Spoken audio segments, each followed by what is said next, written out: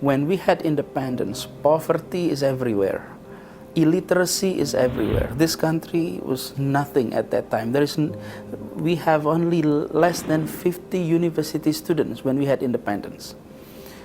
And then the government started to educate its populations. The young generations of Indonesia were educated in the 50s. And by the 80s, Indonesia started to have the first middle class of Indonesia. Kita merancang sebuah program mengirimkan anak-anak muda terbaik untuk menjadi guru di SD-SD di pelosok Indonesia. Mengapa SD? Karena SD 66% kekurangan guru. SMP dan SMA biasanya cukup.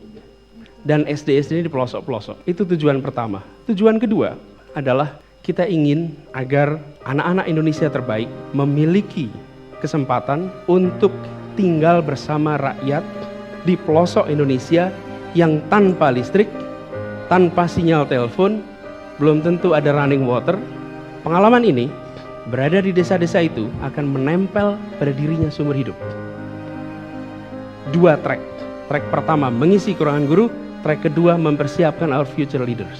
Harapannya ketika kelak mereka menjadi pemimpin di kemudian hari, mereka adalah anak-anak muda Indonesia yang memiliki world class competence tetapi memiliki grassroots understanding.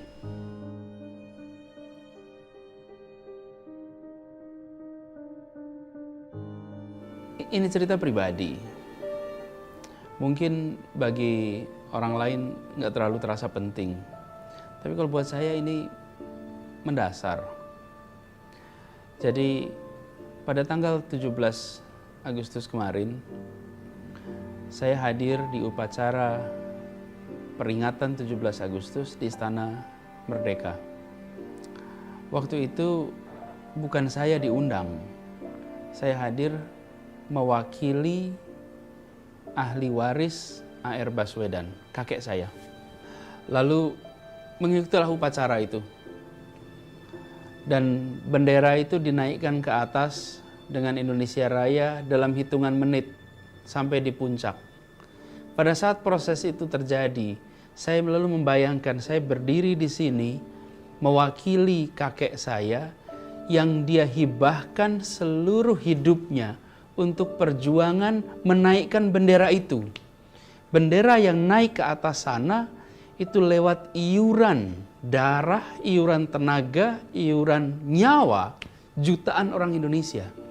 Dan waktu itu kakek saya termasuk dalam proses itu. Dan saya berdiri di sini mewakili dia di tempat itu.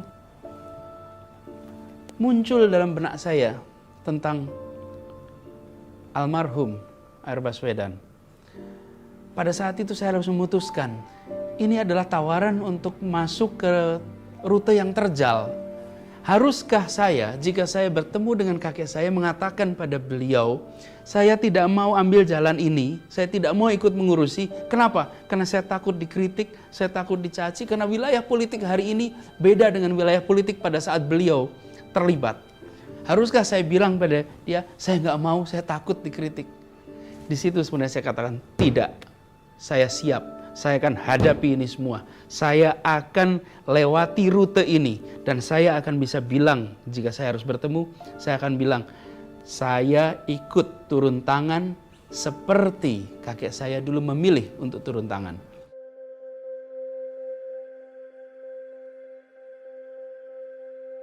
Jangan sampai kebencianmu kepada satu kaum membuatmu tidak lagi berbuat adil. Adil adalah kata kunci, hormati, dan yang berbuat adil itu ajaran agama mengatakan mendekatkan kita pada takwa. Karena itulah kami ketika memimpin Jakarta sebagai gubernur adalah gubernur semuanya.